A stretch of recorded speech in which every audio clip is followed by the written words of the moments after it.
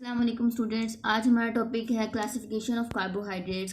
कल हमने मोनोसेक्राइड्स के बारे में पढ़ लिया था। आज हमने ओलिगोसेक्राइड्स और पॉलीसेक्राइड्स के बारे में पढ़ना है। Oligosaccharides, olig means few and saccharides means sugar. Sugar या जो कि सेक्रोन से निकला है।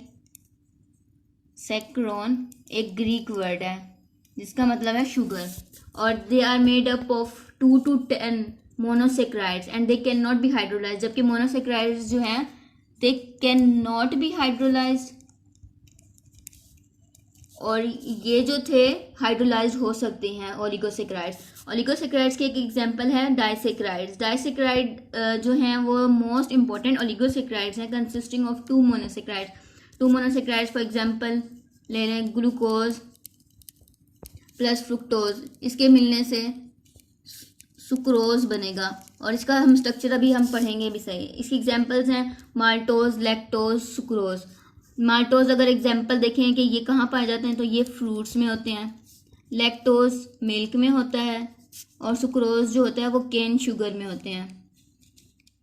और अब इधर देखें ग्लूकोज, किस तरह इनके स्ट्रक्चर्स बनते हैं। ग्लूकोज प्लस ग्लूकोज माल्टोज बनाएगा और वाटर रिलीज होगा, जबकि ग्लूकोज प्लस ग्लैक्टोज के मिलने से लैक्टोज बनेगा और वाटर रिलीज होगा, जबकि ग्लूकोज और फ्रुक्टोज के मिलने से सुक्रोज बनेगा और वाटर रिलीज होगा। और ये कंडेंसेशन रिएक्शन है, और they are comparatively less sweet in taste, यानी ये लेस स्वीट हैं। जबकि मोनोसेक्राइड्स जो थे वो स्वीट इन टेस्ट थे और लेस सॉल्युबल हैं, और जबकि ये सॉल्युबल थे, हाईली सॉल्युबल।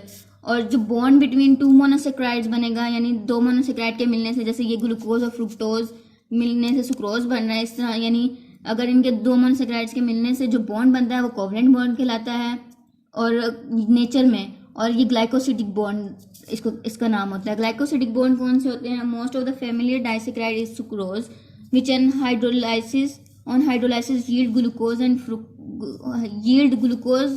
fructose, यानी सुक्रोज के टूटने से जो है वो ग्लूकोज और फ्रुक्टोज बन रहा है। जैसे अभी हमने बताया था ग्लूकोज और फ्रुक्टोज के मिलने से सुक्रोज बन रहा है, और अगर सुक्रोज के टूटने से तो वो ग्लूकोज और फ्रुक्टोज में टूटेगा।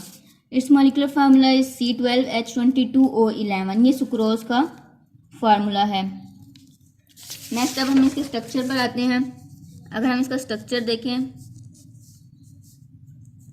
यहाँ पे ऑक्सीजन, कार्बन कार्बन कार्बन, और यहाँ पे भी carbon, H OH H OH, और यहाँ पर थर्ड कार्बन पर OH ऊपर आ जाता है, H नीचे आ जाता है, ये हमने पिछले लेक्चर में पढ़ा है।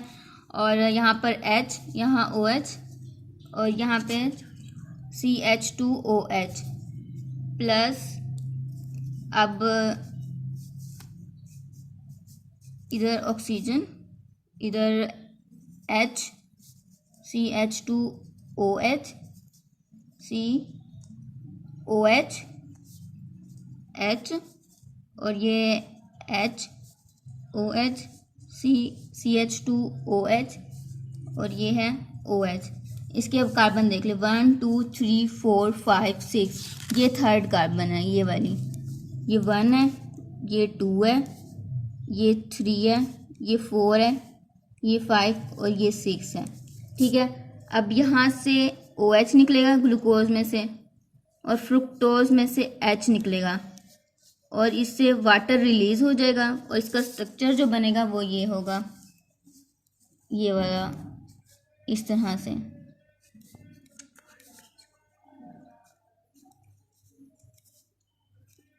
यूं, ये यूं बन जाएगा, और यहाँ ऑक्सीजन आ जाएगी, और ये 1 डाइसेक्राइड कहलाएगा, डाइसेक्राइड। और इसको कहेंगे 1 2 ग्लाइकोसिडिक लिंकेज। ठीक है, इसको 1 2 ग्लाइकोसिडिक लिंकेज कहेंगे। और इसके बाद है पॉलीसेक्राइड्स। पॉलीसेक्राइड्स मोस्ट कॉम्प्लेक्स हैं। पॉली मीन्स मैनी, तो इससे पता लग रहा है कि ये मैनी शुगर्स वाले हैं।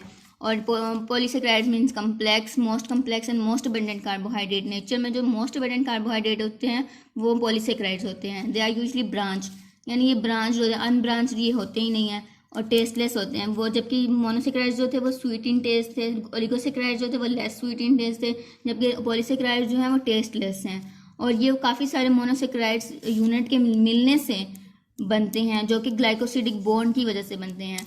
और ये हाई मॉलिकुलर वेट होता है इनका, यानी मॉलिकुलर वेट जो होता है वो बहुत हाई होता है, और ये स्प्रिंगली सोल्युबल होते हैं, यानी बहुत कम हल हो सकते हैं वाटर में। और इसकी एग्जांपल्स हैं starch, glycogen, cellulose, chitin, pectin etcetera. अब स्टार्च के बारे में हम पढ़ेंगे। स्टार्च जो है ये फ्रूट्स में, ग्रेन्स में, सीड्स में, ट्यूबर्स में होता है। It is the main source of carbohydrate, ये मेन सोर्स है कार्बोहाइड्रेट की फॉर एनिमल्स। और इसकी 2 टाइप्स हैं स्टार्चेस की, एक अमाइलोज है और अमाइलोपेक्टिन है। स्टार्चेस जो अनब्रांच चेन ग्लूकोज की होती हैं वो अमाइलोज होती हैं, and soluble in hot water, यानी ये सोल्युबल होती हैं गर्म पानी में, जबकि जो स्टार्चेस ब्रांच्ड होती हैं और इनसोल्युबल होती हैं हॉट एंड कोल्ड, किसी भी पानी में हल हो ही नहीं सकती, वो अमाइलोपेक्टिन स्टार्चेस होती हैं। और स्टार्चेस जो हैं वो गिव ब्लू कलर देते हैं विद आयोडीन, ठीक है। और ग्लाइकोजन जो है ये एनिमल स्टार्च है, ये वाला ग्लाइकोजन, और ये चीफ फॉर्म ऑफ कार्बोहाइड्रेट है। और अगर ये बताएं तो ये हाइड्रोलिसिस पर ये ग्लूकोज यील्ड करते हैं, यील्ड ग्लूकोज, ठीक है। और ग्लाइकोजन भी ऐसे ही हाइड्रोलिसिस पर, ग्लाइकोजन की हाइड्रोलिसिस पर ये ग्लूकोज देंगे। और ये एनिमल बॉडी में मौजूद होते हैं ग्लाइकोजन, और abundant in liver and muscle, ये ऑब्जेक्टिव भी आ सकती है। इंसोल्युबल इन वाटर, ये इंसोल्युबल होते हैं। और give red colour with iodine, ये रेड कलर देते हैं आयोडीन के साथ। और अब है cellulose is the most abundant, सबसे अबेंडेंटली पाया जाने वाला कार्बोहाइड्रेट जो है वो नेचर में वो सेलुलोज है। पॉलीसेक्राइड है, यानी पॉलीसेक्राइड तो एक नेम था, उसके बाद उसकी जो ब्रांचेज आगे एग्जांपल्स हैं उनमें सबसे ज़्यादा जो है वो सेलुलोज है। और कॉटन इसकी प्योर फॉर्म ऑफ सेलुलोज है, ठीक है। It is the main constituent of cell wall, ये सेल वॉल का मेन कॉन्स्टिट्यूएंट है प्लांट्स में। एंड हाईली इंसोल्युबल, ये बहुत ही ज़्यादा इंसोल्युबल होते हैं, यानी ये सोल्युबल होता ही नहीं है बिल्कुल भी ये वाटर में। और नॉट डाइजेस्टेबल, ये डाइजेस्टेड नहीं होता in human digestive tract, but in herbivores for example it is digested by micro organisms like bacteria, yeast etcetera. इनमें सोल्युबल, ये डाइजेस्टेबल होता है। क्योंकि ये जो माइक्रो ऑर्गेनिजम्स हैं ये रिलीज करते हैं सेल्यूलेज एंजाइम, जिसकी वजह से ये सेल्यूलोज डाइजेस्ट हो सकता है। और ये कोई कलर नहीं देते आयोडीन के साथ, ठीक है, ये कोई कलर नहीं देते आयोडीन के साथ। अल्लाह हाफिज़। और अगर आपको इसके अलावा कोई और टॉपिक समझना हो तो अपने कमेंट बॉक्स में कमेंट में बता दीजिएगा।